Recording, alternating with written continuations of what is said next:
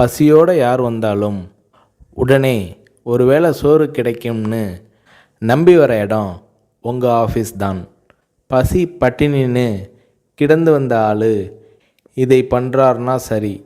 நீங்கள் வசதியான வீட்டில் வளர்ந்து வந்தவர். இந்த பழக்கம் எப்படி உங்களுக்கு வந்தது என்று விஜயகாந்த் அவர்களிடம் ஒரு முறை கேட்டபோது அதற்கு விஜயகாந்த் அவர்கள், அதுக்கு காரணம் எங்கள் ரைஸ் மில். மதுரை மில்லில் நான் இருந்தப்போ வேலையாட்களை கவனிப்பேன். ஒரு தூக்கு சட்டியில் சோறு இருக்கும். மதியம் பாதியை சாப்பிட்டு விட்டு மறுபடியும் வேலைக்கு போயிடுவாங்க.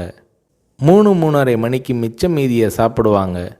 எனக்கு வர சாப்பாட்டு பாத்திரங்களை கழுவுவதற்கு போட்டியே இருக்கும். காரணம், அதில் பாதி சாப்பாடு மிச்சம் இருக்கும்.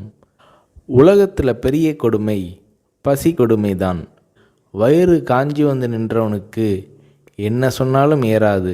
தவிர பெரியவங்க சொல்லுவாங்க, மனுஷனுக்கு எது கொடுத்தாலும் எவ்வளவு கொடுத்தாலும் பத்தாது, வேணும் வேணும் என்று தான் கேட்பான். அவன் போதும்னு சொல்கிற ஒரே விஷயம் சோறு மட்டும்தான்னு சொல்லுவாங்க.